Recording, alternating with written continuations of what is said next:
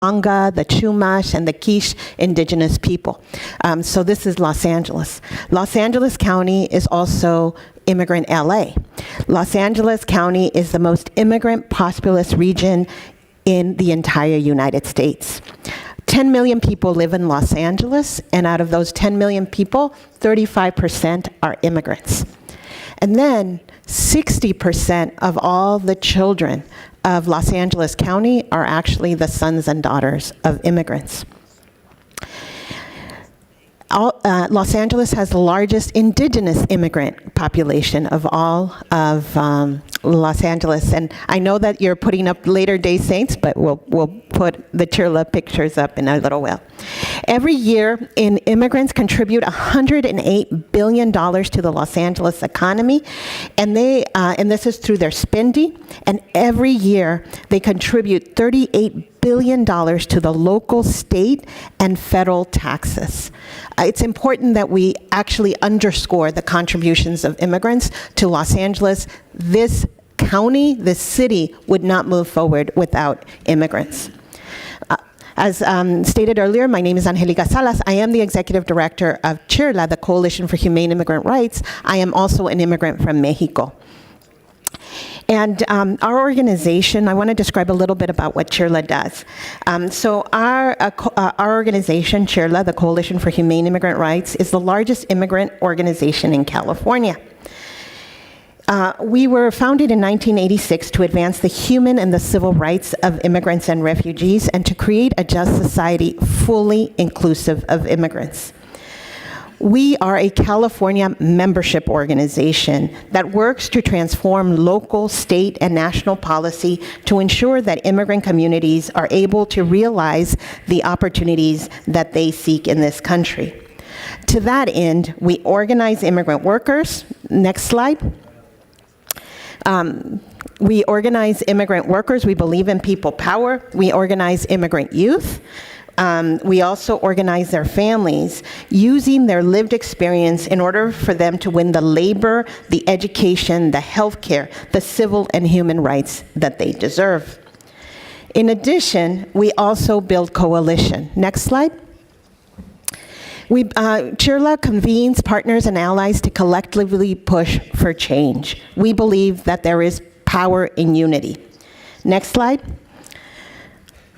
We also participate in civic engagement, and this is in engaging our community to be active in their communities through voter engagement and participation, but also participation in the census to be counted, and as well as just information and petitions that they to make sure that their voices are heard so they can influence policy.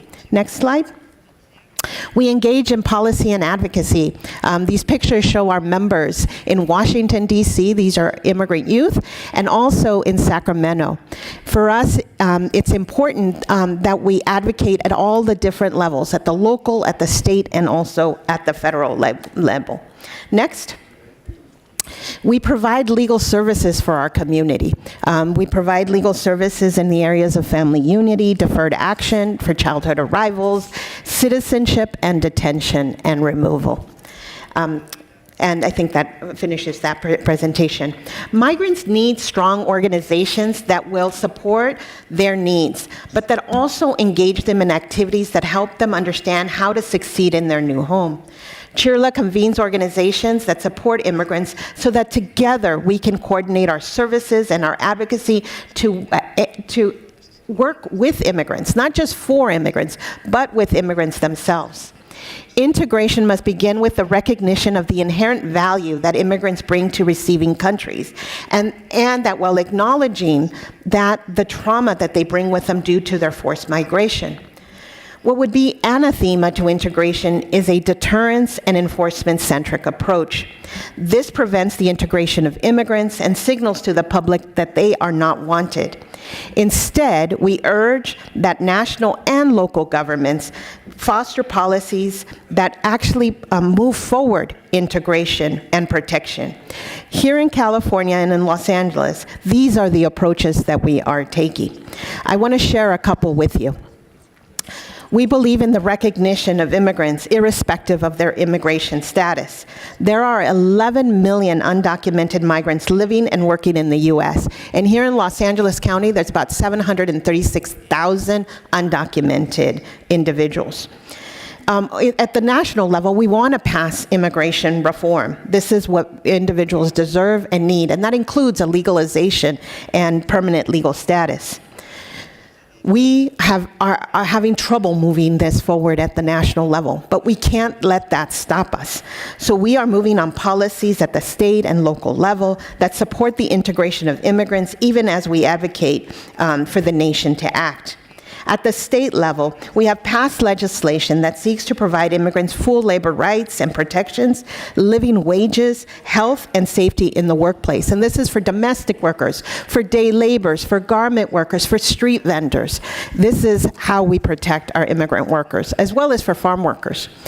Immigrants need legal services that protect their integration and labor rights. As a result of our advocacy, California has invested over $65 million annually to support the legal services for immigrants. In Los Angeles County, we just have won a commitment from the county and the city to invest $7.9 million each year for the legal representation of immigrants. Also, as a result of our advocacy, alongside immigrant youth, CHIRLA and its youth members have pushed California to agree to recognize immigrant children as residents for the purposes of access to higher education and invest in resources to pay for financial aid, support undocumented youth, so that they can actually achieve the opportunity of higher education. Now, immigrants have suffered greatly during the COVID pandemic, and they died at a disproportionate number, at a very cruel and immoral number. What the pandemic gave light is that our communities, while deemed essential, are not protected as the essential workers that they are described. So here in California, after 2 decades, a little bit over 2 decades of work, we have finally been able to have the California state provide access to health care for the undocumented, for all immigrants, irrespective of their immigration status. We believe health is a human right. Migrants need also protection against hate crimes and xenophobia. There is a rise in xenophobia and white nationalist groups in the U.S., but also throughout our region. As immigrant rights organizations, we have to take a stand against hate and fight against racist policies aimed at immigrant communities, especially against Black immigrants across our region. Integration happens by promoting citizenship and working to hold a democracy in which new citizens register to vote and are encouraged to vote on election day. Today, here in Los Angeles and throughout California, today is election day. We are, as CHIRLA, our CHIRLA members are knocking on doors, talking to voters, and encouraging them to cast a vote. It's important that as migrants, we also participate in the electoral process. Now, there is a humanitarian crisis in our region, and forced migration is a result of the lack of progress on democracy, the increase in war and violence, the advancement of climate change that has a disproportionate impact on poor communities and communities of color, and the separation of families. Progress is measured, at least this is what we say at CHIRLA. Progress is measured not when the laws pass, but when people's lives are changed, when people have a better life. And what that means is that we have to make sure that the agreements by governments are adhered to and are actually implemented, and that there are resources in order for those laws to actually be of benefit to our community. CHIRLA is part of local, state, and national coalitions that seek to coordinate their work to advance the rights of migrants. In recognition of the Summit of the Americas gathering here in Los Angeles, more than 200 organizations are coming together at a parallel event called the People's Summit for Democracy. It's going to go through the 8th and 10th, even as the governments are meeting. And this is going to be held at LA Trade Tech. In addition, 110 organizations signed a letter to President Biden and Vice President Kamala Harris, where we acknowledge and welcome the efforts to address migration and protection at the regional level, and expect that the Los Angeles Declaration of Migration and Protection is advanced to promote the rights of migrants, asylum seekers, and refugees. We urge the Biden administration to sustain consultation with a wide range of civil society organizations in the United States, particularly those led by impacted refugees and migrants. And also, we ask that the governments of the region do the same. Human beings are suffering throughout the region and at our borders. Civil society organizations and government leaders have to be bolder, and they have to be more courageous in order to meet the needs and the aspirations of the migrant communities that call the Americas home. We must dialogue in these sessions, but we also have to protect our communities publicly and protest publicly to demand human rights and that migrant rights are respected. So I'm inviting all of you. Tomorrow we will be rallying in here on Olympic and Broadway at 9:30 for migrant rights and marching in the streets of Los Angeles on the last day of the summit in order for us to ensure that the needs of our communities, the need for democracy and protection is uplifted, and that every member of every government participant understands that we are not satisfied with the responses to our migrant community. Thank you very much.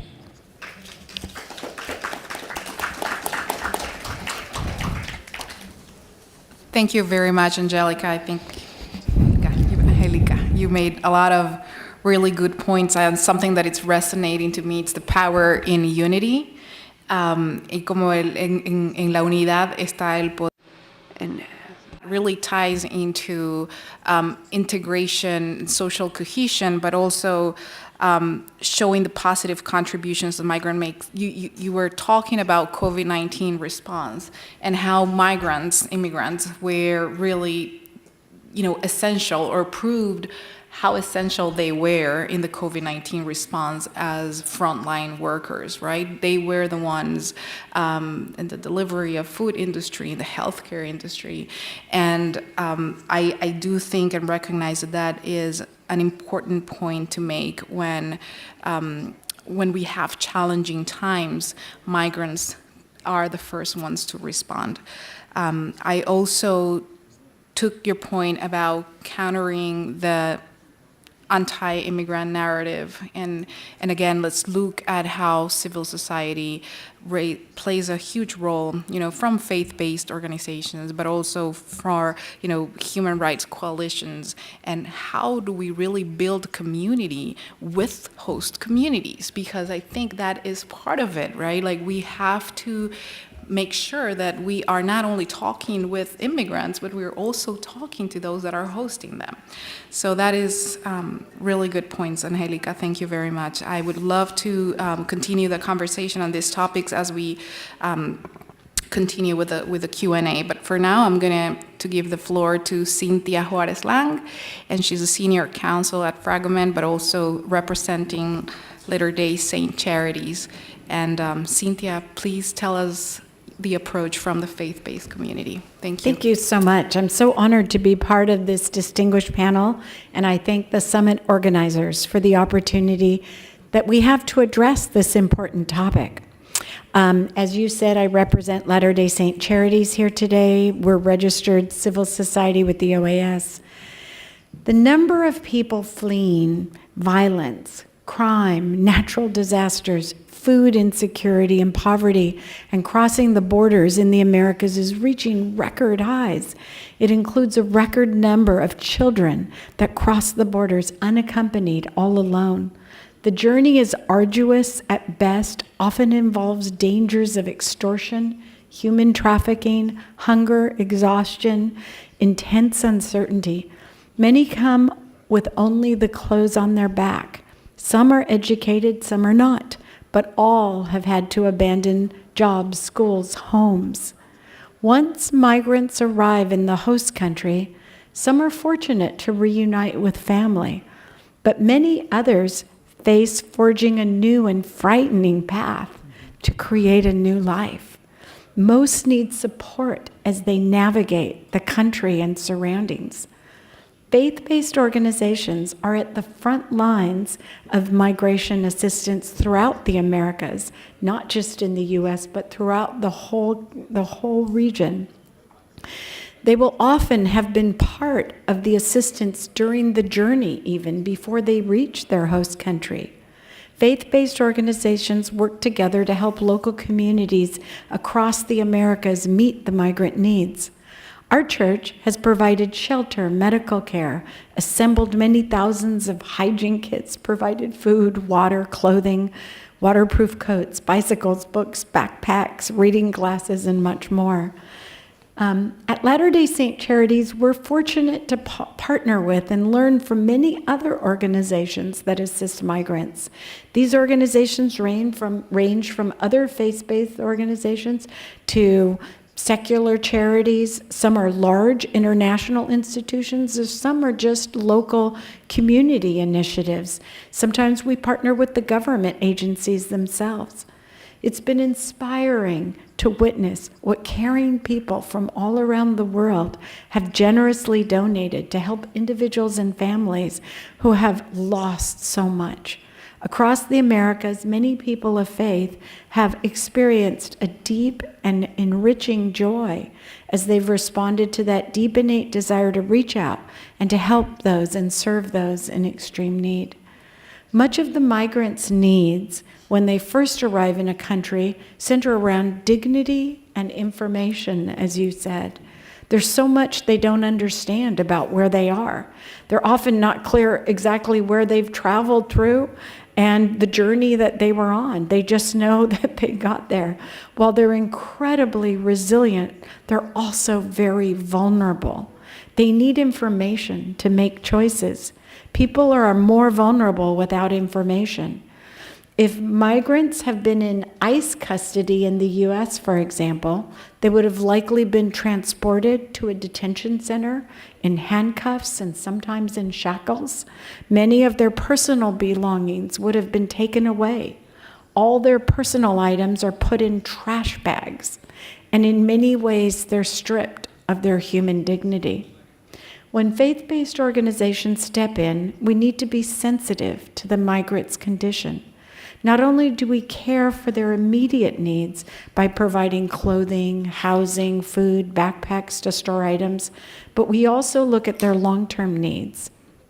Latter-day Saint Charities and other faith-based organizations have established welcome centers in major cities with immigrant populations. These centers are locally driven and provide needed information to empower migrants. They fill the purpose of welcoming migrants, teaching them English and cultural adaptation. Other classes include communication, parenting, personal finances, education, the justice system, medical resources, mental health, spiritual strength, and welcome to the U.S. Or whatever country they're in. The centers also provide legal advice and other information about community resources. So English, if you're in the United States, is a really important part of integrating. It's obvious and it's critical. Professional teachers volunteer around the country to help migrants learn this new language. Job training is really important. How do you search for a job? Job placement. What training do you need to find the best jobs? Welcome centers focus on job security, so not just getting a quick job, but what will help provide for your family? What will give you a long-term benefit? How can your family find security? Volunteers help conduct mock interviews to give migrants the opportunity to understand and prepare for what employers will be looking for. Trauma counseling is often needed. Centers provide mental health and self-care assistance for the trauma that they've been through. Education is also a big focus of the centers. Not only are people provided many types of training, but parents are taught to care for children and also taught why it's important to stay in school, to finish, to have their kids graduate. Also technology. The summit's been talking about technology, and it is one of those division factors between poverty and not poverty. Technology is so important for a rich and productive life today. And the Welcome Centers provide technology training on many issues, and they often will be able to donate laptops to the migrants that come so their family can have access to information and learn how to use the technology. Understanding finance and credit, we have learned, is really critical. Many migrants come from informal economies where it's cash-based. They don't need credit, or that's not something they need to have used. It's often complex and mind-boggling for them to come and understand the complex systems we may have here, for example. And so teaching them how to navigate this credit system in a non-cash-based economy is important. Volunteers also speak indigenous languages, such as Mam, Quechua, Quiche. For example, we know that language is identity. Just because you came across the border doesn't mean you speak Spanish. Mm-hmm. And there's so many resources that are only Spanish dedicated. And the Welcome Centers have recognized that you've got to be able to teach people in their indigenous languages. And what's wonderful about that is we've been able to use, as you've said, indigenous people who are here and established to come and help do those teachings.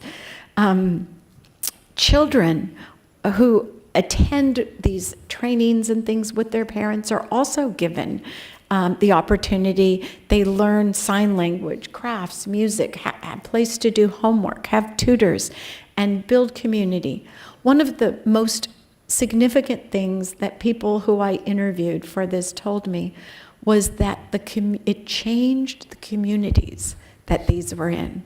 That people who were very monocultural, did not have diversity in their communities, that open welcome centers where people could come and volunteer, or they could welcome people in and help them get established, have changed their lives.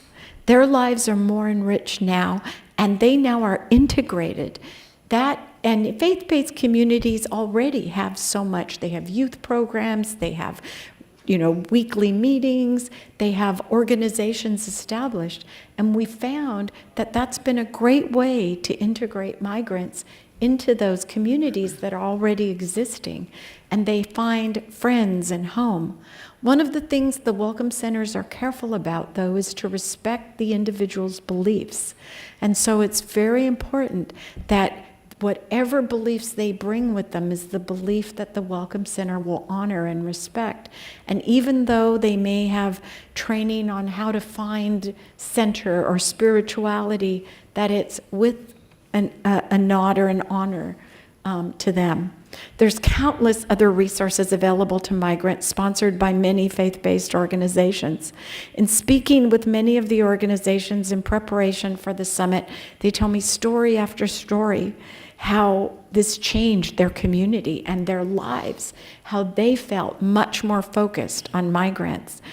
With time, the migrants themselves became the welcomers and leaders in the organizations themselves. We believe in the second greatest commandment is to love our neighbor. But this is more than a commandment to us, it's a passion.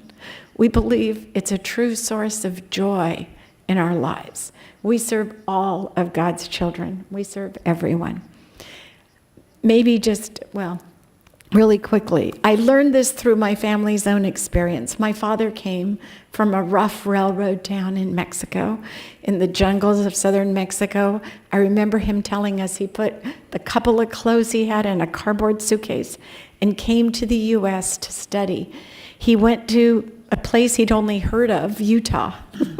He'd never been there. The climate was different. He was from Veracruz and wearing a guayabera, and it was cold, and he had never seen snow, and the landscape was foreign to him, but he remembers being forever grateful for the good people that shepherded him through that experience and made him part of their community.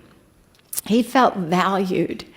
He completed his education. He started a business. He showed grit and determination. And he created opportunities for us, his children, while improving our lives. I witnessed firsthand what it felt like for immigrants to feel integrated and welcomed into community. Not only did people help my father become a better person, but my father helped this country become a better place. Today, many people are fleeing danger and persecution in their hometowns. They only seek refuge. Some are highly educated, some are skilled workers, and some are unskilled workers.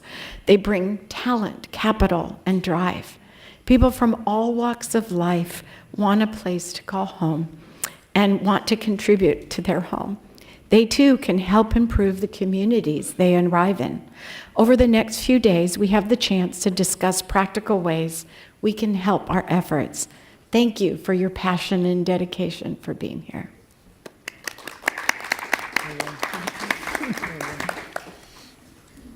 Thank you very much, Cynthia. It just reminds me what the theme of the Summit of the Americas is, right? Building a sustainable, resilient, and equitable future. I was very thankful for your remarks, and I'm thankful for my job at IOM, at the International Organization for Migration, that has allowed me to see firsthand many stories in different regions in the world. I've been very privileged to serve in many of the continents of this world. It reminded me also the huge movement that we've taken in recent days with, the war in Ukraine, and all of that awareness that has brought to displacement, to forced displacement, right? When people really just have to leave their countries, and or Afghanistan, for example, where we've worked resettling, thousands of families here in the United States, and it's no different to what we see here in the United States from the region. I think we should take opportunity of the momentum that larger crises, or the crises that are taking the media attention, give us to educate, right, the communities, to educate our neighbor, our friend, on what displacement, what forced migration is, but also the opportunities, again, that I bring. One of the classmates of my oldest daughter, he is a resettled refugee from Afghanistan. And the questions that my daughter at 9 years old asks me, because migration, it's just, for her, it's a different experience culturally because of her upbringing, with a Latina mom. But what does that mean when someone from farther away comes, right? And so anyways, it's a lot of work, and I'm just tremendously thankful for everything that you're sharing here, because this is exactly what we have to continue saying, and repeating in every forum that we attend. But I'm going to switch gears in Spanish, y voy a darle la bienvenida a Leo. I'm going to welcome Leo Martelotto, because youth is now. Youth isn't just the future. And we were talking about the topic of the summits. What do we need to do today, now, so that we can have a resilient future? And it's a great pleasure for me to have you here, Leo. He's the chair of Junior Achievement Americas, and he's going to be talking about his organization's perspective on youth. Thank you. Thank you, Maria. It's definitely an honor to be part of this panel, and these new friends have shown how the level of participation in this room does not represent the participation of the civil society in migration, and it's important to empower the youth. And we work with youth that are at risk of migrating or have already migrated. And in this sense, we are contributing to what our colleagues are doing to change the reality of these millions of migrants and forced displaced people. I'm going to talk about a presentation, hoping that my Spanish from Córdoba, Argentina, will not sound too confusing. I will be talking about Junior Achievement, one of the global organizations that is focused on empowering the youth and connecting them with their future to have that empowering future, that vision of empowerment in the future, so that they have the conviction to be ambitious, to have big dreams, dreams that can be landed when we act on them, when they use their genius to make them a reality. It was created in the 19th century. In fact, it has 100 years old, and we have been nominated to the Nobel Peace Prize. And that's a great acknowledgement because it's connected to education, to the concept of peace, because through education we can achieve peace. And I think that is the mission of our organization. We work with our partners in the private sector, of course, in the public sector. We have more than 3,000 companies that allow us to work with their volunteers so that we can reach the youth and so that education becomes something practical, something we can action on rather than the theoretical teaching we received in school when we were growing up, in which we were sitting in a classroom just hearing without acting on them. So to give you more context on what the youth is experiencing and why the root cause we talk about is that 71% of youth in Latin America and the Caribbean that are excluded in many fronts because they're unemployed, because they cannot find a job, because 75% of youth say they do not have the necessary experience to get that first job, or they have a very poor job condition because some of them do not have a legal status in the country where they reside after migrating, or they are active in both fronts of exclusion. They do not work and they are not studying. It is even more difficult for women. They are 7 points above the percentage of men. And this is really the root cause why young people who don't have opportunities where they are decide to undertake an adventure, risk their lives, and do so without even knowing the people who are joining them along the way. We're talking about 4 million migrants in the region, half of whom are young people. Obviously, the society loses their young people, and society that loses the young person will not have someone who can bring fresh new ideas and who can be problem solvers in the future. These statistics don't mean much if we do not give them a name. I hope that's not my phone that's ringing. I'm going to tell you the story of 2 young people. First, we have the case of Alitzel. She's 29 years old. She has 2 children, single mother. She had a job, but then COVID forced her to lose her job. And so she decided to risk everything, not just for herself, but for her children. She had a job, but if she doesn't become re-skilled, it's very difficult for her to find another job. So she had to think about leaving. Then we have the case of Jose from Mexico, who's 20 years old.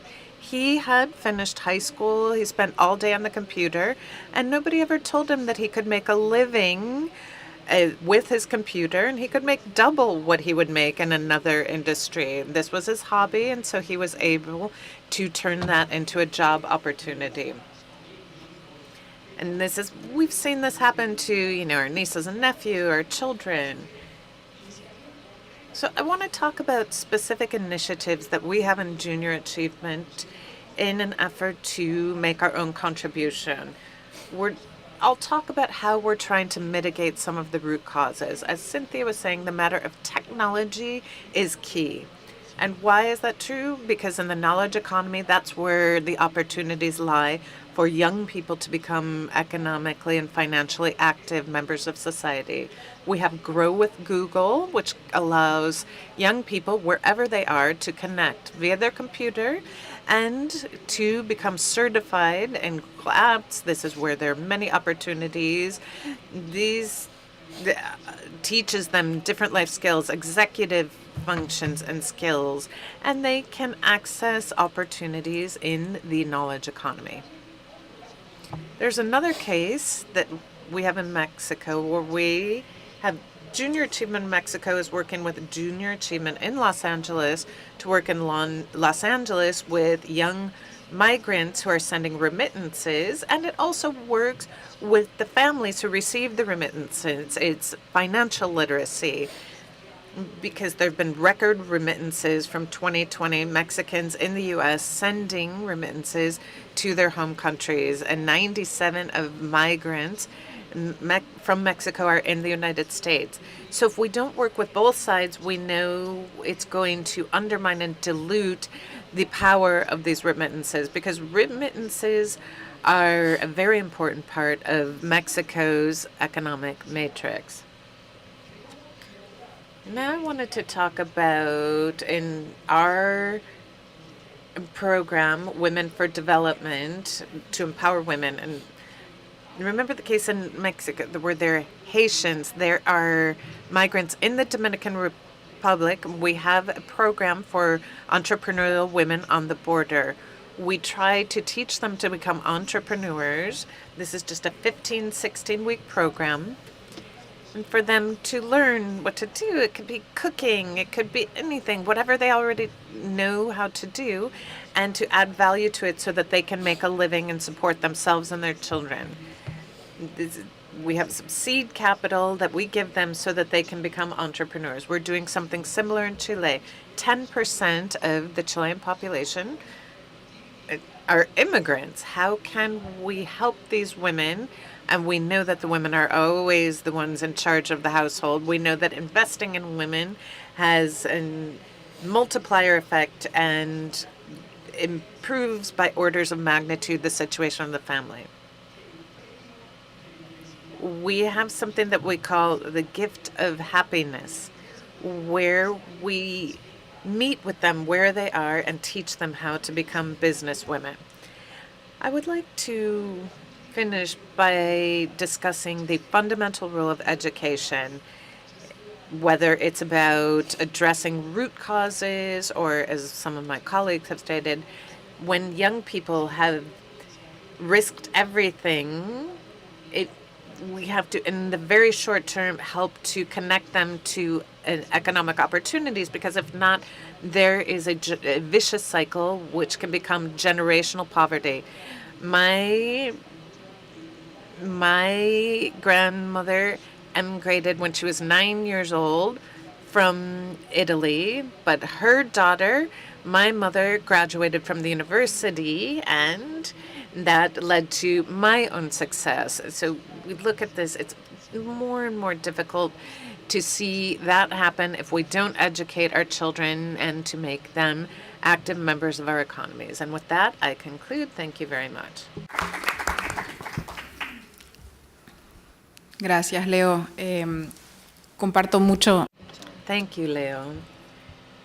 I agree, honestly, with everything you said. You started talking about partnerships and the role of the private sector, as we saw in some of your slides where you discussed junior achievements programs. And that's my day-to-day. That's involving philanthropists and the private sector into these initiatives. I see that there's such a lack of understanding on their part of what they can do, the role they should be playing. And with that, I'd like to get started with our Q&A and allow the audience to ask some questions. I see 4 questions. I had prepared some questions because I thought, hey, maybe no one from the audience is going to want to ask a question. Why don't we just start with our audience members? So I saw a hand up here, this gentleman. If you wouldn't mind lining up behind the microphone, that would be more helpful. So I would like to ask you to introduce yourselves, the organizations you represent, your question or comment. And if it is a comment, please be brief. I will ask the panelists then to be brief in their responses so that we can hear from everyone who's lined up behind the microphone now. Please go ahead.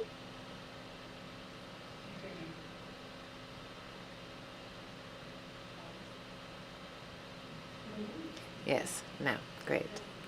Thank you very much. I'm Farida Acevedo.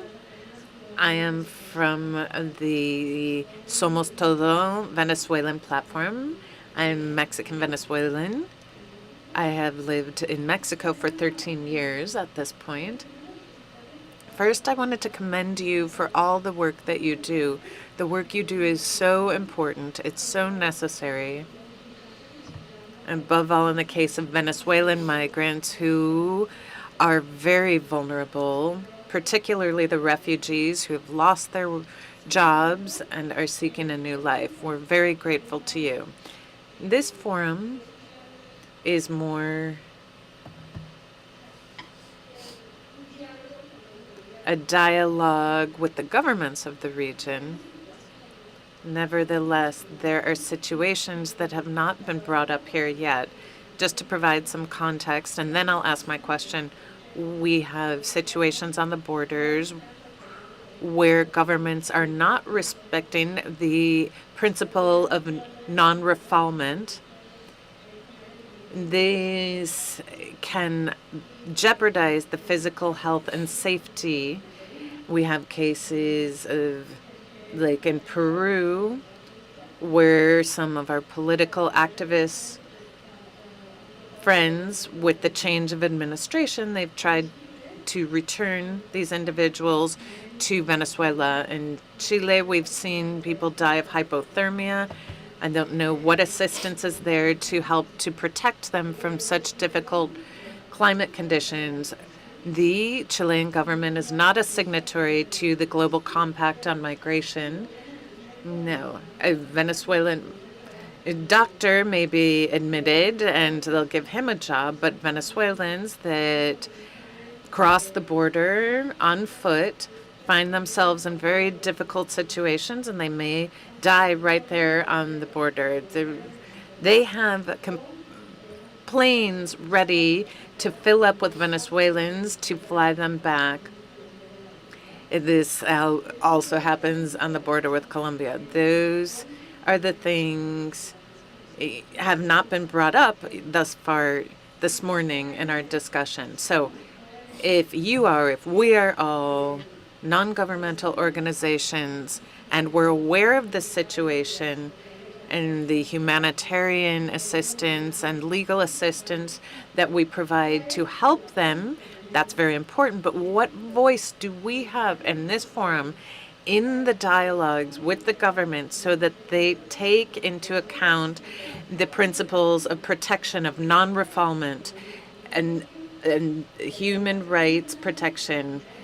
For example, Venezuelans are left on the border between Guatemala and El Salvador or Mexico, where they are neither in one place or the other. They're left there on their own. So my question, what are you doing as NGOs, and which are so representative in the region, to sound that call to governments? Thank you. Muchas gracias por su pregunta. Thank you very much for that question. Let's please try to be more concise and direct in the questions. And also, if you'd like to address the question to a panelist in particular, let us know. But I think that one was addressed to the entire panel. Yes. And part of the presentation was about the advocacy we do with migrants here, with Mexicans, Central Americans, Venezuelans. Now we have a campaign, an advocacy campaign nationwide to provide temporary protection status to Venezuelans. But for the Central American communities, Salvadorans, etc., They've had this temporary protection for a long time. Some of them are even permanent residents. We have countries like Haiti that are not afforded the protection. I would like you to know that our collective advocacy, at least here in the United States, seeks to ensure that President Biden and Vice President Kamala Harris do something with regard to this humanitarian crisis. The last thing I'd like to say is part of the demand is for them to provide access to political asylum and protection on the borders. Unfortunately, we have something called Title 42, which is totally immoral. Return refugees, people whose lives are in danger, are being returned to Mexico, and many of these individuals are Venezuelan. Our demand is that Title 42 be repealed. That's in the courts, but that is a collective demand being made by all of the NGOs in this country. Cynthia? One moment, and I know Maria Angelica would like to respond as well. Would be just related to the United States. I'm on the board of the National Immigration Law Center that does a lot of impact litigation, and I think that lawsuits have really been successful in the United States in forcing different administrations to respect and to recognize some of the violations that are happening. We know we've gone through a very dark time in immigration over the last few years, but I think lawsuits work here. When it comes to other countries, that option is not as robust as the courts here in the United States have recognized the right to be able to sue to get those rights recognized. I'd love to hear, in Mexico and what it's like to be able to challenge the government's actions. But we have very fortunately over many years been able to bring lawsuits like Chirla, does and be successful in recognizing. When I started my career after law school working at the Immigration Service, and I saw things that surprised me. I was not pleased with some of the ways immigrants were treated by the Border Patrol or by people. And NILC, the National Immigration Law Center, whose board I'm on, brought lawsuits, impact litigation, and changed the behaviors. I have seen really good things happen through lawsuits, changing the behavior of the agencies and recognizing people's rights. That has been very successful here. Gracias, Cintia. María Angélica, ¿quiere un minuto? Sí, Yes, thank you very much for your question. I think it follows up on the need to provide visibility to migrants along their journey and in their countries of origin. The concept and principle of non-refoulement exists in many different conventions. In the case of Mexico, within its own laws, it's a principle that in recent times we've seen it has not been enforced. It has not been respected. It's been violated time and time again through different activities. For example, visits to holding centers for migrants, some of the shelters. We've interviewed individuals who contact us because they want to ask for that protection in Mexico. Many of them are part of support networks, individuals who can facilitate some of these processes of integration into their new host communities. What we do is we provide support. We try to identify cases. We evaluate them, our team, in many areas. We have a legal team to know what the best alternative is. We do not file lawsuits unless we understand the complete landscape of the individual. These are part of the initiatives and legal actions that we pursue. Besides supporting these cases, we're always looking for new legal alternatives or loopholes. We want to establish precedent, not just in the case of individual cases. What we want to do is have a much broader and widespread impact. We document cases and we seek to partner with other important actors. For example, the Office of the High Commissioner of the UN is very important for reporting violations of human rights and where those are happening. But whatever response we receive from them, we have actions, advocacy, seeking habeas corpus. We want to make sure that the measures are much quicker and much more effective. On many opportunities, we've heard, oh, it would be great to have a certain format or template for certain actions, but we do believe that for it to have an impact on the individual, we have to conduct very tailored analyses. That's what we do in our organization, Asylum Access. We also try to work closely with the authorities.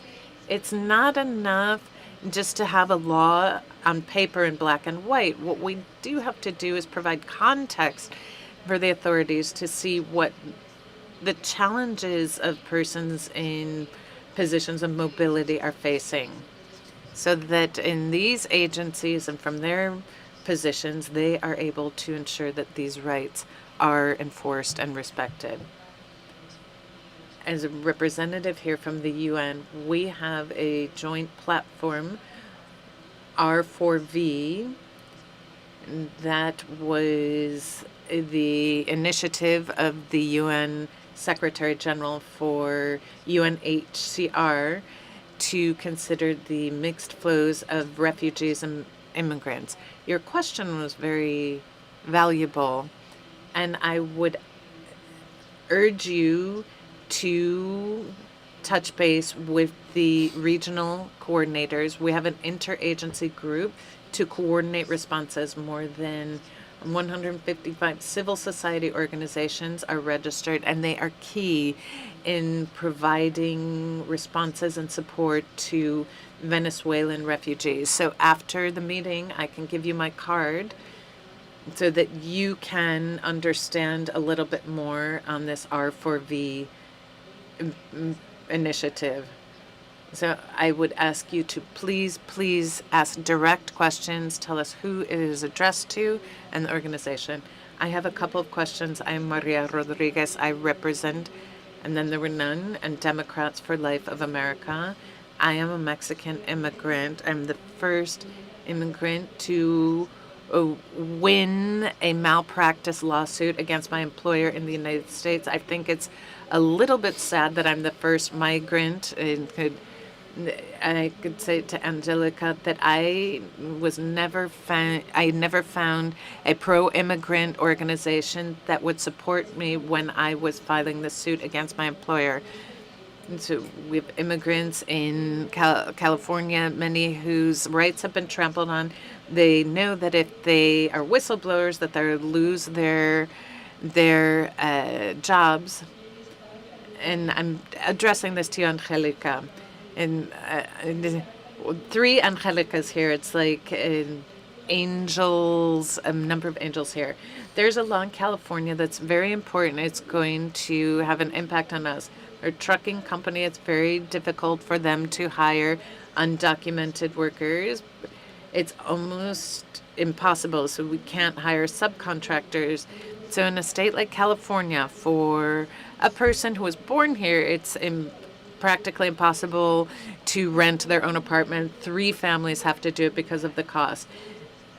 How can young immigrant families do this? For young people, too, it's impossible.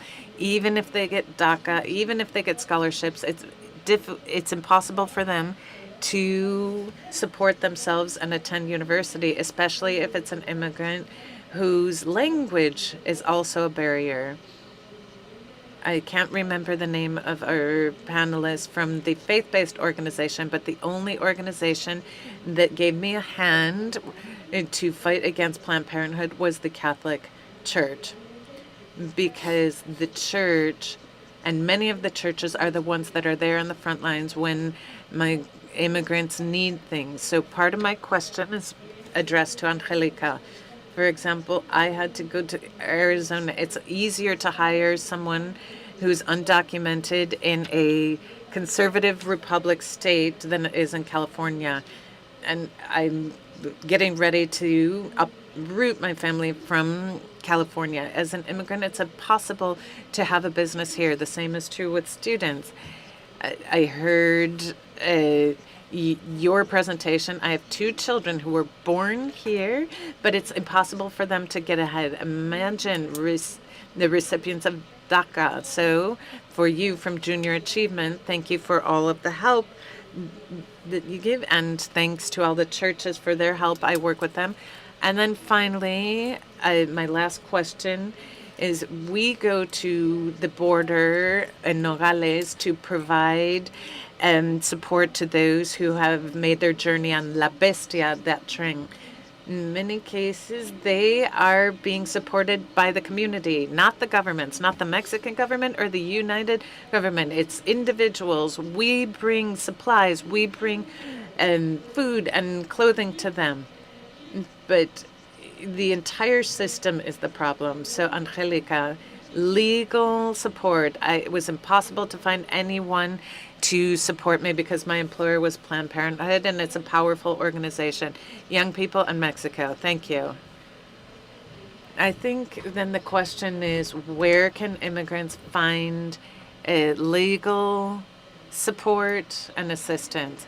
Well, cases are different. We offer free legal support in terms of migration cases, and we have a network called Empleo that seeks to help individuals who have problems if they haven't been paid for their work.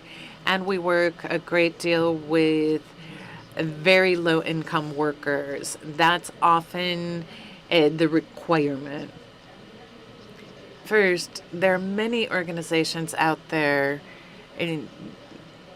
we work with to provide legal support, but also at the state level, we fight for the following things, just to respond to your question. Number one, for immigrants to have receive decent wages and to not be treated differently. With one of the problems with AB5, or the issue that was seeking to resolve, and for those of you who are unfamiliar with this, in California there are certain regulations to hire subcontractors. And part of the problem that we saw when it came to immigrants is that they were doing the very same work as other people. And one person had documents and it was working legally. They were earning much more than the subcontractors who were undocumented. This law on subcontracting or consultants was just an excuse to pay the immigrants much, much less. We wanted to make sure that if someone is an employee, that they're considered employees. That's what that law, AB5, was seeking to solve. And yes, California is very expensive. Housing is practically inaccessible.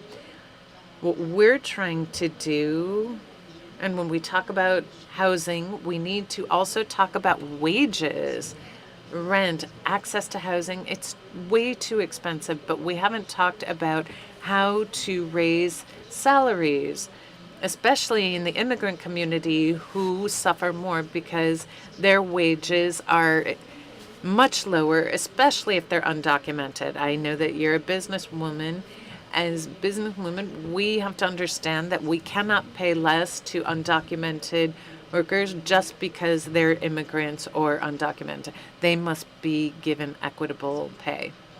Thank you, Angelica. We'll move on to the next question. First, your name and who the question is addressed to. I'm Marco Romero from Colombia. I would like to ask a question that will maybe go a little bit beyond the specific problems we're discussing these days.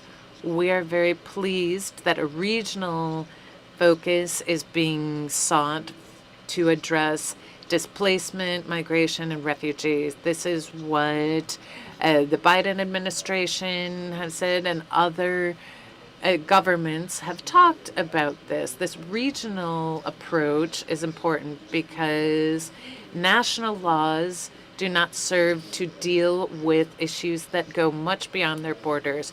We often find many constraints in Colombia.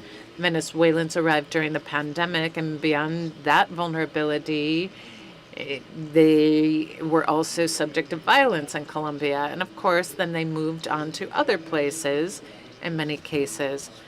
We have to have a much more solid and a stronger system at the level of the Americas or Latin America to deal with the matter of immigration. I'm sure there are some who are talking about this from a global perspective, but what we're proposing is an American Convention on Forced Migration. We want the region to adopt, they want them to look at the Cartagena Declaration, which is going to be celebrating its 40th anniversary soon, taking into account the Global Compact on Migration, which some countries have not signed on to, but we have to have better and more profound multilateral coordination to take a systematic approach to these problems. There is a grave crisis in Venezuela and problems with resettlement and migration to Colombia. We have problems in Central America and the forgotten crisis in Haiti. The continent is experiencing many crises, and we also hear about the main constraints, the lack of processes for integration and much more robust instruments region-wide. There has to be a declaration on the reaction. We know that that will be approved here, but beyond that, we have to make the most of the inter-American system, which is one that has provided a response in terms of human rights and move towards a convention. The conventions and declarations, the American Convention, the UN Declaration, came out of the major crisis of the Second World War. We believe that now is the time to move forward, to work on this matter of having a regional instrument that will lead to more cooperation, more solidarity from a rights approach, and a more integral and multilateral approach. Thank you very much. Sir, so is your question, was that addressed to asylum access? Well, it was sort of a general question. Yes, if the other panelists would like to weigh in, I would love to hear from everyone. Before giving you the floor, Maria Angelica, I think it's very important to highlight the UN framework and how we've been working in these regional conferences on migration, Central America and South America. And there's also an open process in the Caribbean. As you mentioned, in fact, that these subregions face similar challenges and need to have that conversation on how to face these challenges and the opportunities they create. So I would like to see how we can offer support in these consultation processes in which the civil society has a lot to say, to share messages in these regional spaces. And asylum access. Yes, thank you, Marco, for your question. As Maria mentioned, this is an extremely relevant topic. And I apologize beforehand for being brief in my answer, but I think it's very important to open these spaces for direct dialogue, tripartite dialogue between government organizations and refugees in these contexts, because are the ones that are deeply affected by these agreements. To have these joint initiatives to create spaces for dialogue could be an alternative, but also the agreements that come out of the understanding of a regional and national context, and those agreements to have a clear mechanism for transparency and to follow up on those agreements. So to have those balanced dialogues among the many actors and those who are at the core of these measures. And that's what I could contribute here. Yes, next question. A question, and my name is Eduardo Trujillo. I work in the Human Rights Center in the University of Resbello in Caracas, Venezuela. I am going to be directing my question to all panelists and the moderator. What kind of expectations do you have on the declarations that might be coming out of the summit as to migration, public policy measures to offer international protection to these populations that need that protection? I clearly see great value to your presentations and your personal experiences, but we support people that need protection, that are at risk. What are your expectations on what our heads of state of the Americas are going to be agreeing on in this summit? I think that's why in the US we prepared this letter for Biden and Vice President Harris. We wanted to highlight that we've seen these declarations, but they have not been reflected in public policies or measures at the borders. And as my colleague talked about, there is a regional agreement to deter migration, to not protect migrants. That is the reality. And most of our conversations are focused on how can we stop migration, not how can we solve the situation that is at the core of what is pushing these migrants to leave their countries.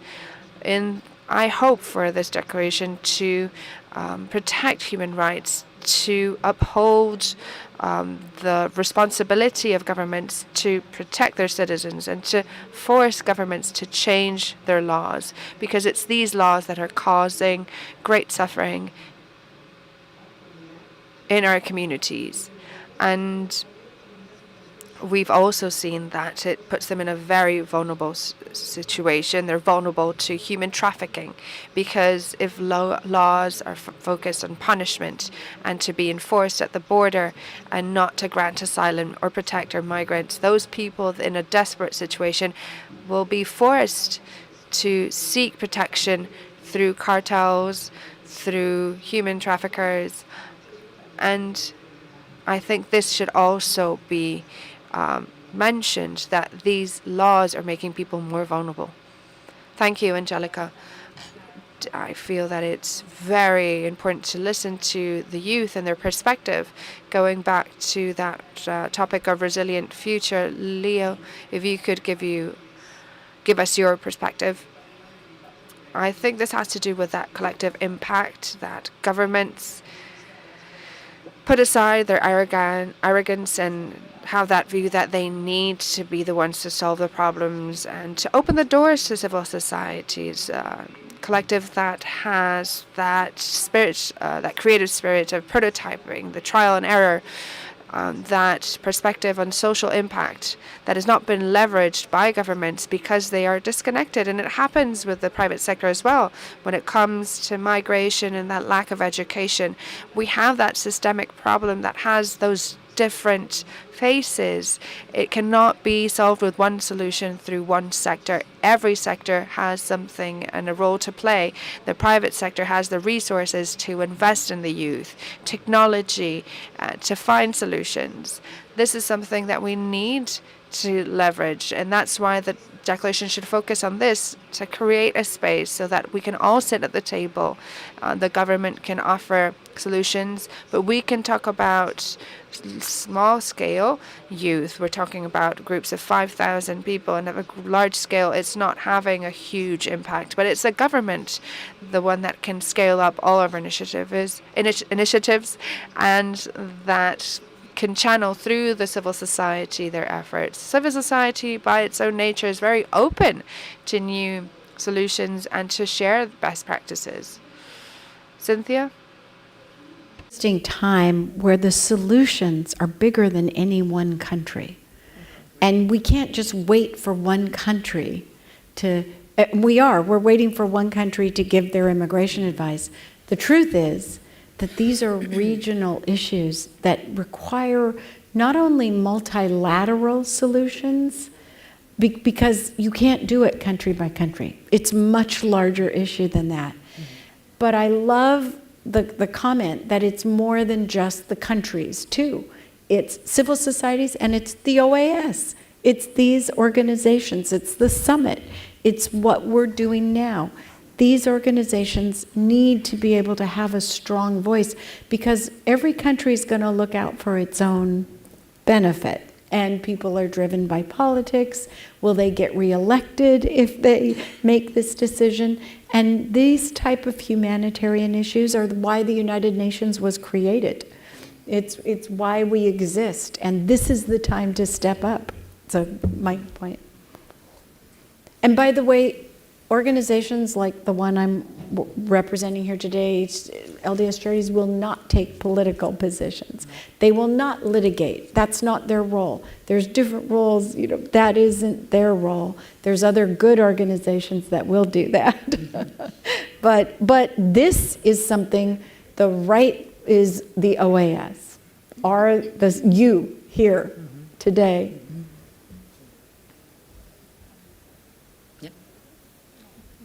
Ok, estamos con el tiempo. Okay, I feel that we're running out of time.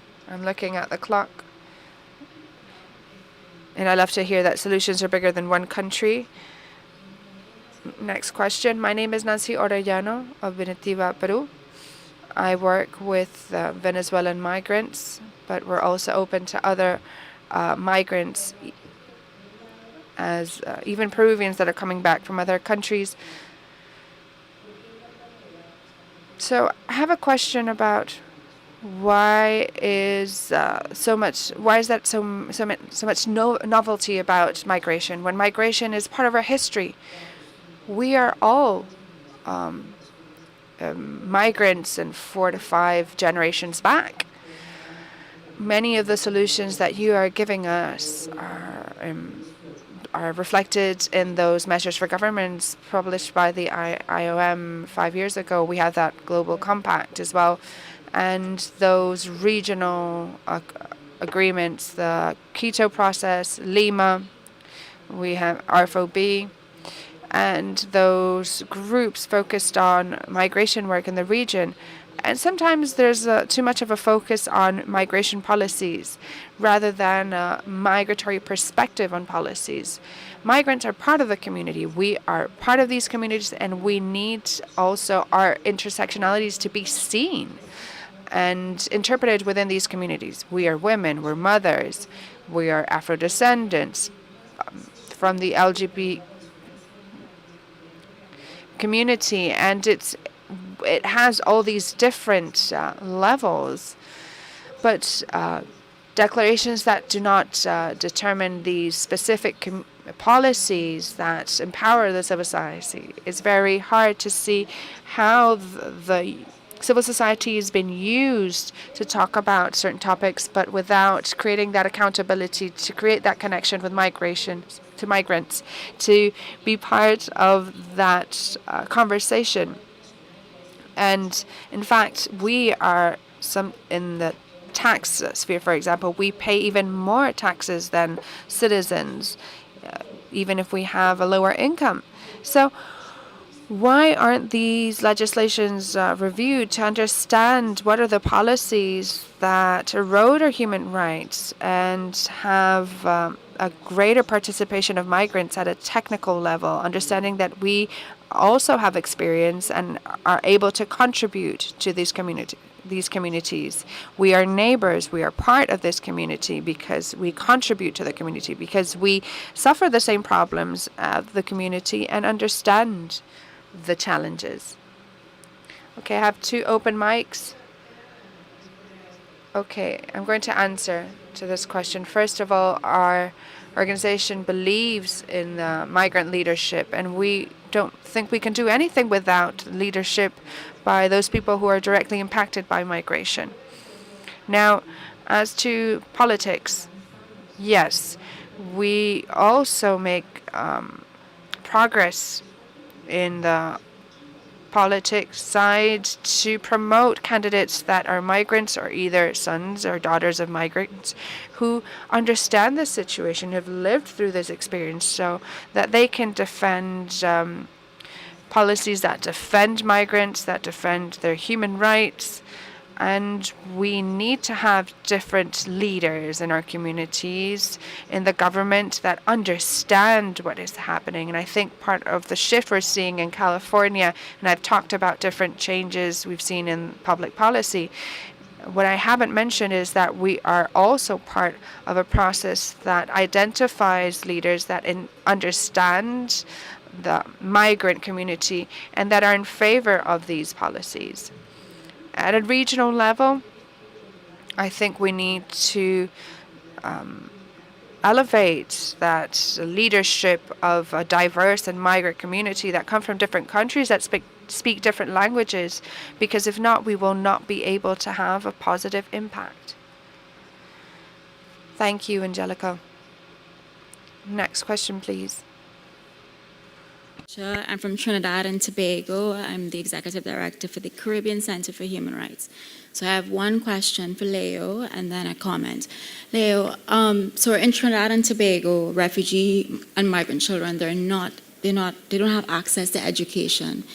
My question is, what kind of support do you need to get from host states to be able to run these programs in host countries?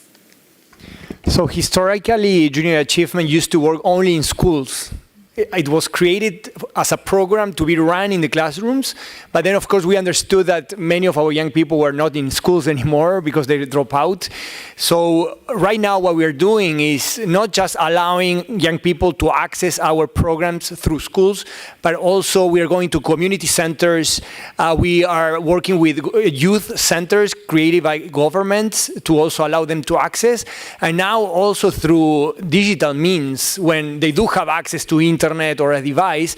For example, right now we have something we call the Now Fest, which is a regional virtual event, open and free for every young person across the region, where they will have access to inspirational speeches, workshops, and so on. They can access from Trinidad and Tobago, from wherever they are, and that's the beauty of the digital.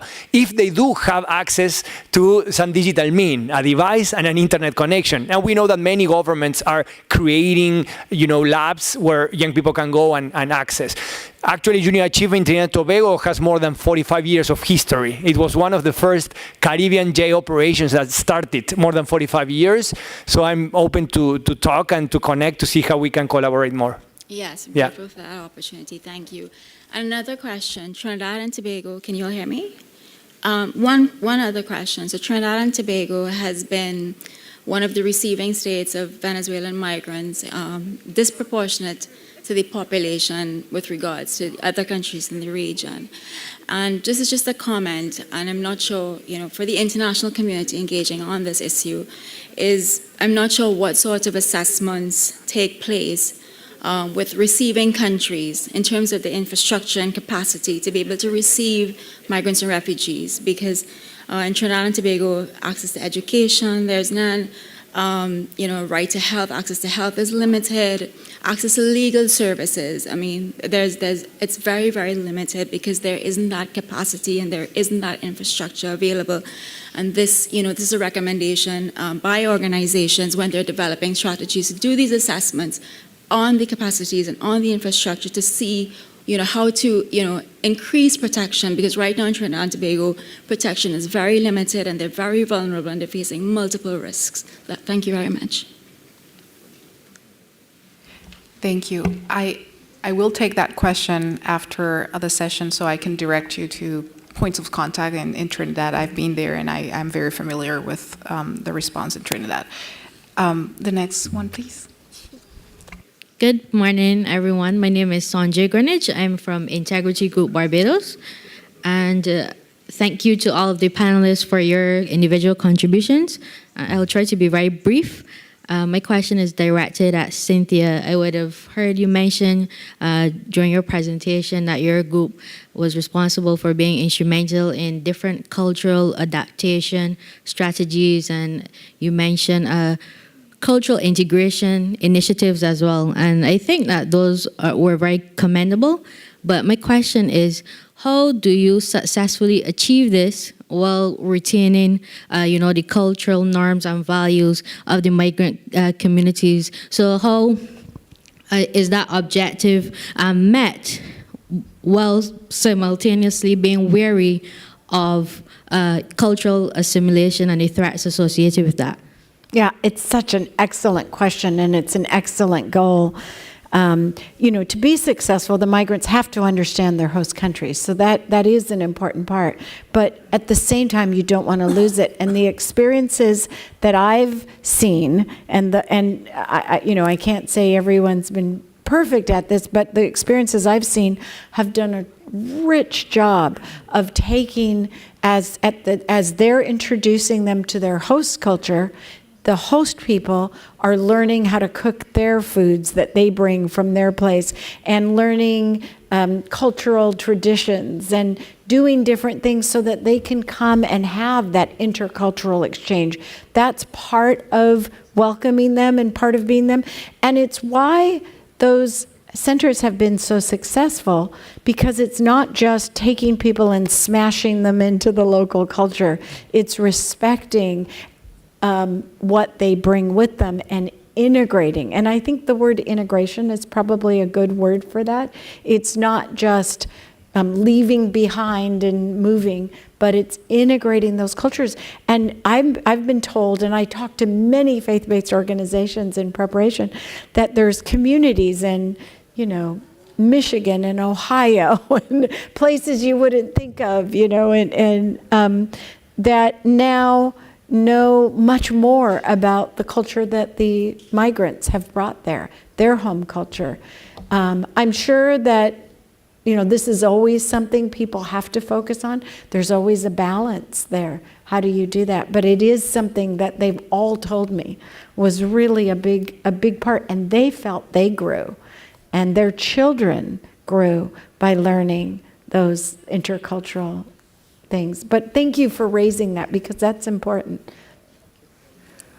Vamos a tener que ir cerrando y We're going to have to start closing our session. I see that line still grows. If these are very direct questions, let's do them off mic. I want to ask you to be extremely brief so that we can cover as many questions as possible. Hi, my name is Magali Castañeda. I'm the founder of the Frida Kahlo Foundation. I'm a survivor of sexual exploitation, and I protect victims of sexual exploitation. I come from the border between Colombia and Venezuela, Cucuta, one of the most challenging areas that suffer great violations of human rights, such as human trafficking, drug trafficking, violence, drugs, armed groups, illegal groups, and human trafficking. And that's where most of these human trafficking networks start to send migrant women into the country or to other countries such as Mexico, Panama, Spain, or even Japan. We are currently working with very limited resources. We've had the support of USAID, of FIMRES, or the International Committee for Rescue, UFPA. These are very limited resources, a topic that is so challenging in our area, and the obstacles that we have found are extremely challenging. They are at a governmental level because they do not have that perspective of victims, of women and girls that we see on the streets, girls of 10, 13, 15-year-olds that are being sexually exploited. And our community sees this as prostitution, and prostitution in our society is seen as something distant, something that we ignore, that we look away. But that girl that is standing there in that street, the question is, we never ask ourselves if that girl chose to be there. Did she wake up one day and say, I want to become a prostitute? No, it's because of these networks of human traffickers in which they take advantage of migrants. 90% of our population is Venezuelan. When they suffer that violence from these pimps, these consumers of sexual exploitation, their self-worth is eroded. It's really hard to empower them. And we've managed to help women come out of this. But as you mentioned, we need that spirit of entrepreneurship. We can empower them and they can say, yes, I want to be somewhere else. I survived. I came out of these networks, but how am I going to be able to provide for my family? How can I work? And that is an obstacle that I experienced when it comes to promote crafts that women that have been made by women in Colombia, and I wasn't able to show these fabrics they've made, and it's made by them. We're trying to fight for these women, and I would like to understand you as organizations on the side of migration. How have you worked to implement social projects with women and girls who have been victims of sexual exploitation? Thank you. What's your name? Magali Castañeda.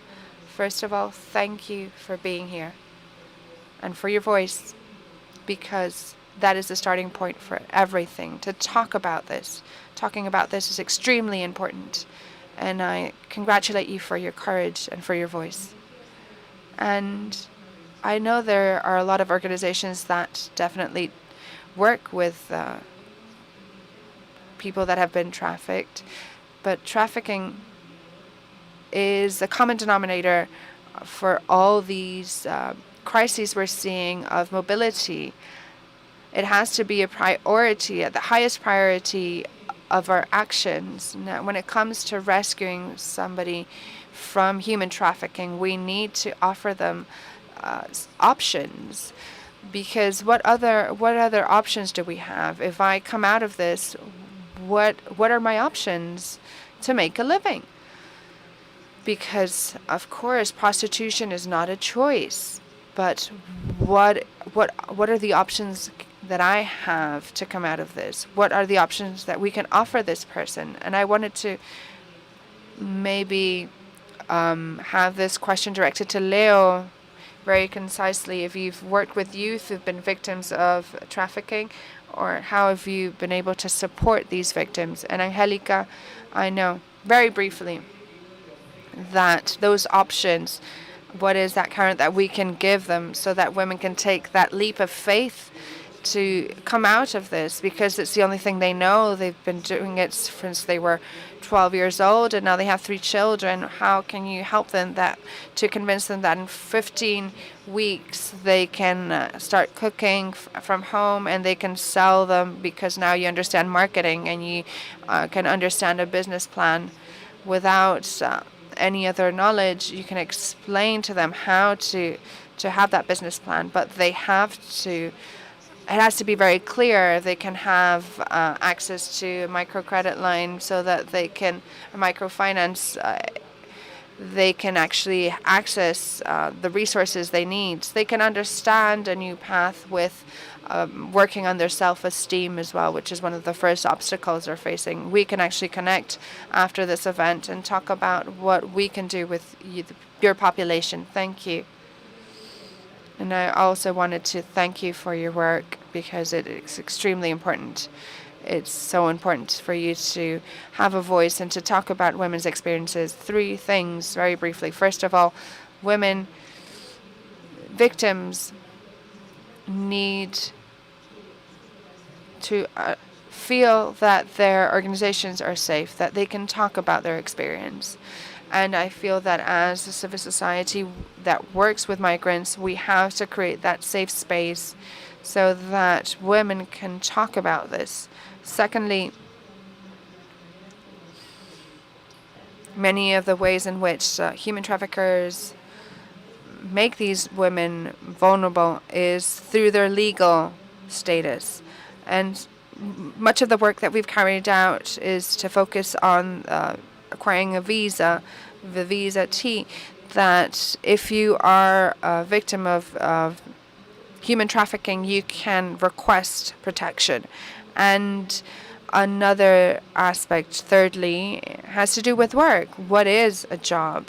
What are the opportunities that we can create so that people can understand and feel that they can survive if they leave their current jobs, and if they can start a new job in a place in which they want to be. And I'm referring to both men and women because, as you are well aware, this affects men, women, trans people, and it's very important for us to acknowledge that. Thank you. We have 2 more minutes left to end this session, and I'm wondering if organizers can allow us to stay 5 minutes more to finish our questions. Very briefly, please, because we have to close our panel. I am a part of PACUR. It's an organization that fights for human rights in Latin America and the Caribbean. We do analyses. All of those who are part of organizations know what it is to try to support people. I want to talk very briefly about public policy, but there are a number of different things in public policies and regulations. Often in countries there are public policies, but they don't fund them. And so you can have a whole host of laws, and you'll say, yes, we have these laws on the books, and this happens in Venezuela, and I'm a Venezuelan, and in the United States we found opportunities, but there aren't enough people staffing on the staffs in order to respond to asylum requests. Some of those have been in the pipeline for 9 or 10 years, and forget even getting interviews for cases of interviews for protection. We've even seen influence of the Maduro regime even in the United States. We've done a great deal of work, but the thing I would like to highlight is the question of beyond the summit. Look, we can be in all of the working groups in the run-up to the summit. We've been at some of those at the UN. In the United States, the IOM is not helping Venezuelan migrants. We have no representation. We have to go to private enterprise, but we simply don't have enough. It's a matter of budgets and funding, and we're excluded, those of us who are already in the U.S. So how can we exercise pressure so that we can access legal assistance and support?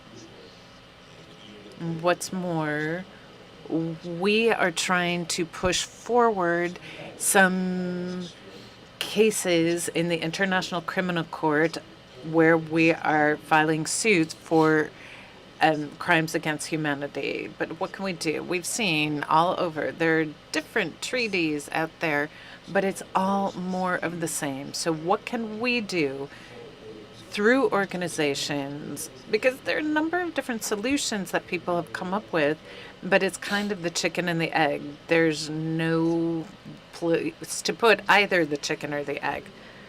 Thank you. I think that was probably a question more for me. I would be very pleased to discuss that with you once we have concluded today's session. But I do have to say that one way to try to have an influence on public policies is by showing results.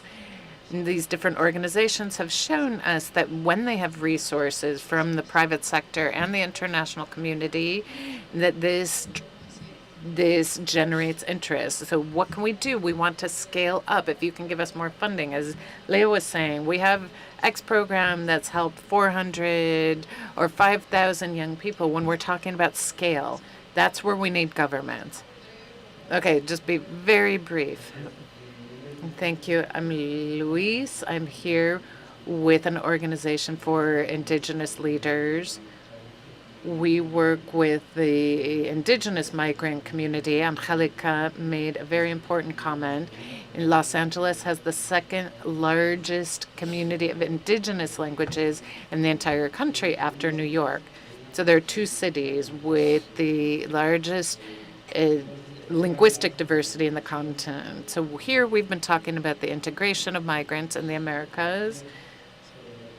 And I also am pleased to see that indigenous migrant communities have been mentioned, and the ones who speak Mam and Quechua and Kichi. My question, and the question are to the three women on the panel, especially to our Mexican friend. How do we support indigenous migrants who are in transit? We have the ILO Convention 169 that talks about the rights of indigenous peoples in Mexico, and the Latin American countries ratified. We have the International Declaration on the Rights of Indigenous Peoples in Mexico, and other countries have ratified that. We have the case of Juanita Alonso, a Chu woman who was detained in Mexico and was literally tortured by the Mexican government without any interpreter for her native language being present. And this was a crime that she never committed. But this is a question for all of you. How can we have integration where all individuals feel welcome in the host countries? Unfortunately, the United States has not ratified the International Declaration on the Rights of Indigenous Peoples. They have not ratified the ILO conventions or many other treaties. How can we ensure that rights are respected? And the question has to do with how to work on this. We've seen waves of black migrants coming in who speak Creole or other indigenous languages, but nothing's being done to guarantee their rights, their linguistic rights, and their right to remain. Thank you very much. This is so relevant. In the interest of time, I will ask Maria Angelica to respond from the perspective of protection. Yes, thank you very much. Undoubtedly, this is a very thorny topic. We had a case in Palenque, Chiapas, where we saw some outbreaks of discrimination and xenophobia in terms of the population in the context of mobility. Our organizations have been present in these locations for some time now. Much of this has to do with a lack of understanding and some mechanisms that exist in institutions that all are not liaising with local communities. We have to reach out to the local population to provide them with information about things going on in those communities and these host communities, provide information about programs that are available, and also offer some context about some of the salient issues in the region. And I'm speaking specifically about Palenque. Palenque, they've always been host communities for people in transit, in many cases, indigenous peoples. But we've seen recently some resistance to migrants, and we don't really understand why, because they had been very welcoming in the past.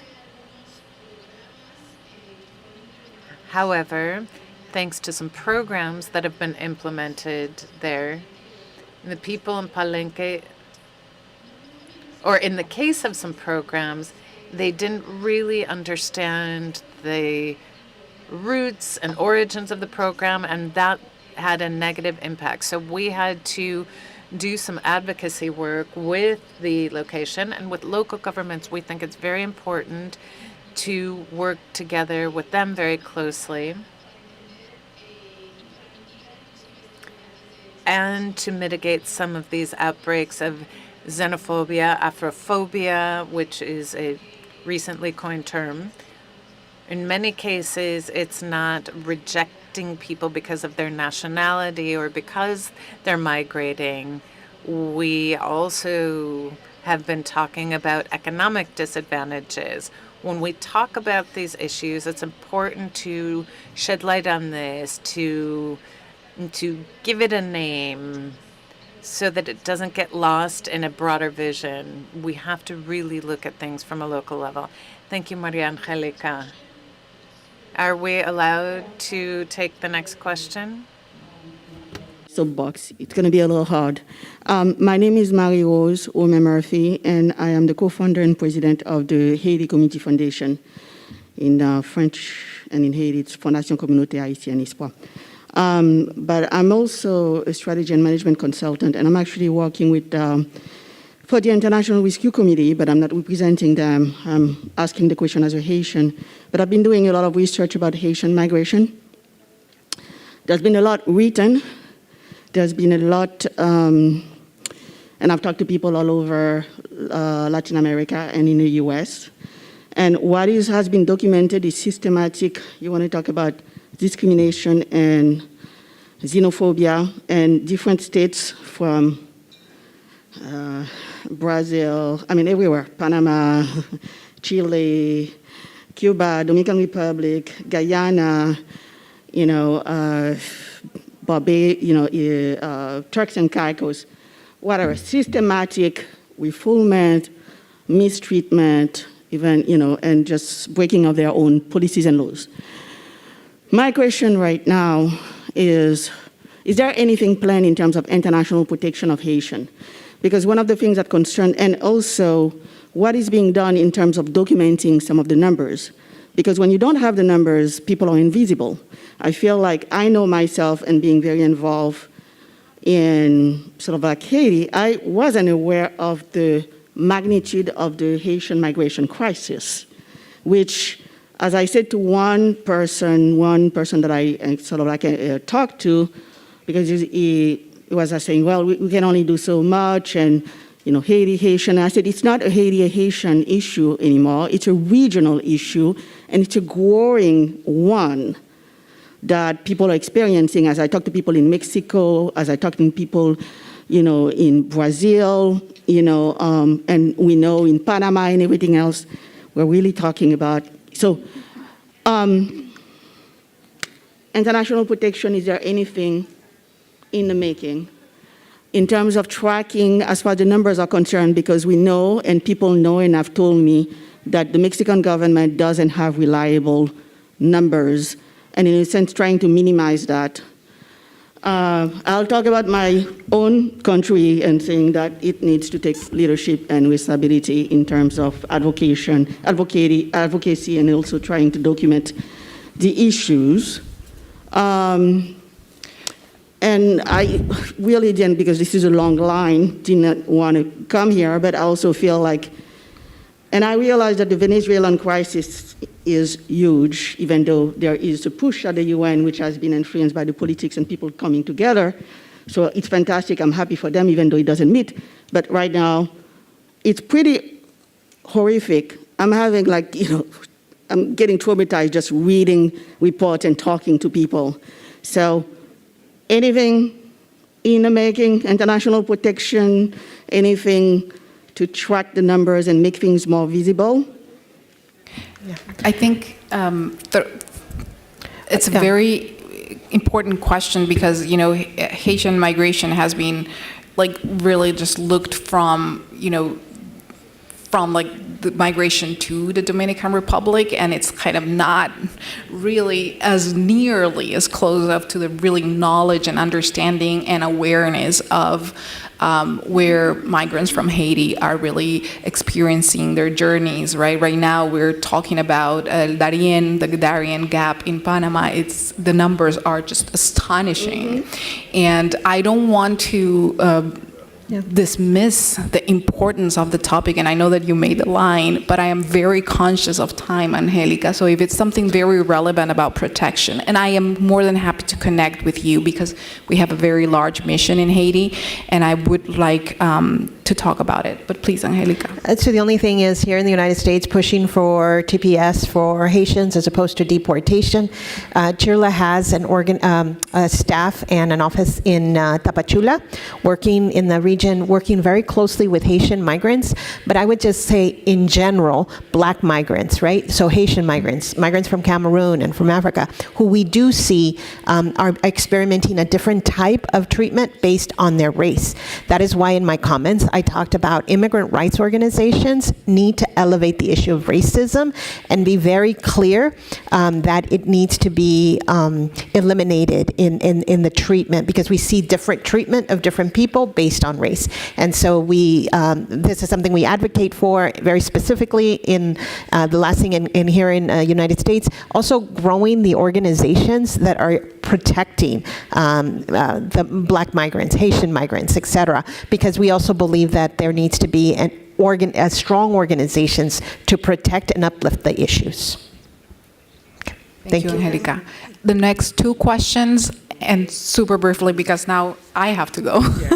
So my one is very brief because everyone knows the context. Bearing in mind that a lot of states do not have capacity to deal with migrants, my question is, how do we decolonize the international agency systems in order for them to respond to emergencies?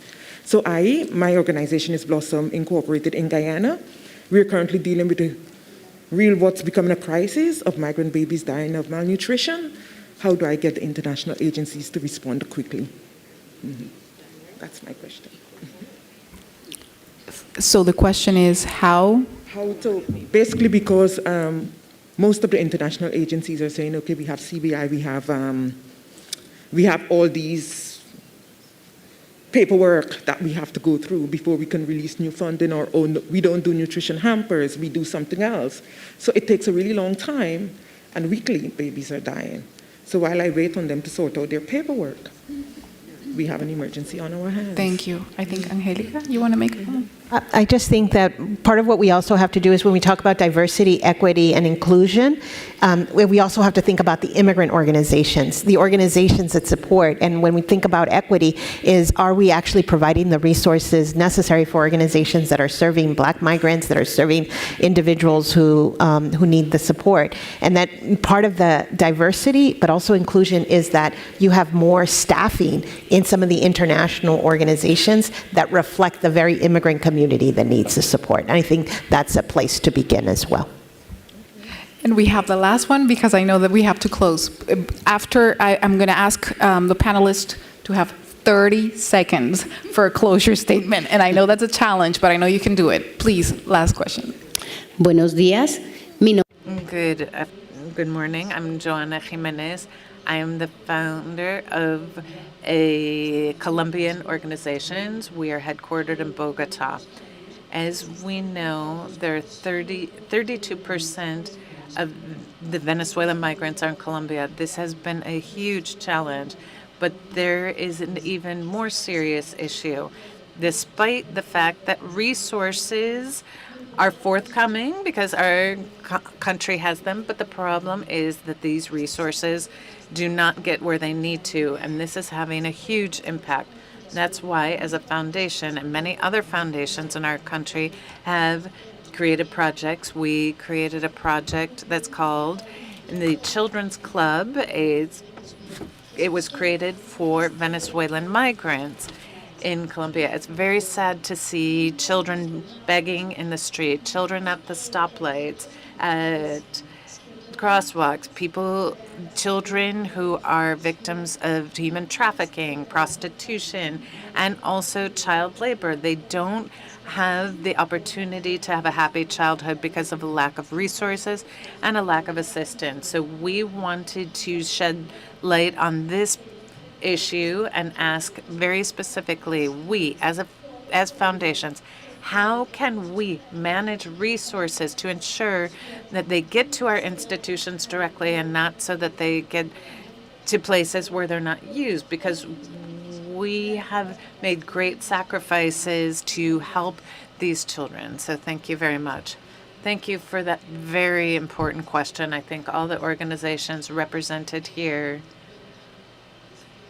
have principles of transparency, accountability, and I think it is true what foundations need to do, and I recommend this to all of our partners so that they can make sure that the resources reach the people who need them, is to do their due diligence. What organization is being supported, and what is the track record of that organization in terms of the principles of implementation of programs?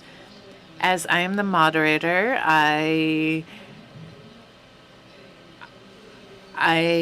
am going to highlight the fact that this is very important and it will be discussed in another forum. ¿Cómo quieren que And how do you want our audience? And I wanted to thank everyone who is following us in the live broadcast as well. But what is the message that you as panelists want to be our takeaways from this? Shall I begin? Sure. Or shall we go in the same order? I think that what we need to do is promote leadership of migrants and refugees themselves. This is an important effort. It's important for them to be the spokespersons, and also urge us all to ensure that opportunities for dialogue are open not just to civil society, but also to the communities so that they can speak directly to the challenges that they're up against. And finally, I wanted to say that the integration of those in a context of mobility, including refugees, is the major step needed so that they can build their own life projects. All I'd like to say once again is that we need to organize our people. For that, we need leadership. We need the voice of the immigrant community, because they're the ones who've experienced this firsthand. We do have to provide them with services, help them to integrate, but part of integration is also civic participation, including civic participation as part of the integration process, so that our community can have a political voice, a strong voice, to demand from their governments decent and dignified responses to the needs of the immigrant community, and to resolve this humanitarian crisis that we are experiencing in the region. Two big important points. Migration is one of the biggest issues facing the hemisphere. And I repeat again, it's bigger than one country or one organization. It's something we all need to tackle. We all need to be involved in helping to solve. And in doing that, there won't be any change unless we can change the hearts and minds of the people that we live with. We need to get out in the communities and help them to understand why it's so important, so that we can have the movement we need to make that change. Y desde mi lado, esta combinación I would say it's a combination of working on the root causes before this happens, and then once people are migrants, then to work towards solutions, seek a balance, and then come up with these impact consortia where we have the government, the private sector, and civil society working together, complementing and supplementing each other's abilities. Thank you. I will close this out. Thanking you for your time. Thank you to the organizers for organizing this. I leave you with my thanks. We had this long line of people asking questions. Having that opportunity, having opportunities for dialogues like this is what helps us to boost the visibility of migration, but in a dynamic way, looking for a response. This is not a problem quote unquote, that we need to solve. It's a reality. It's a reality that we live with each and every day. So I wanted to thank each and every one of you for your time. Thank you to the panelists who shared so much with us, and my great thanks to each and every one of you. Have a great day.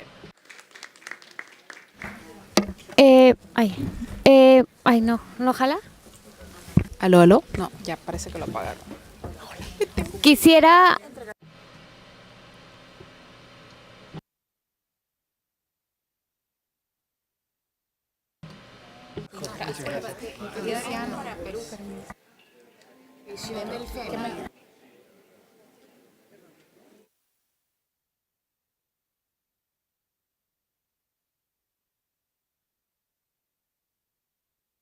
el micrófono no funciona.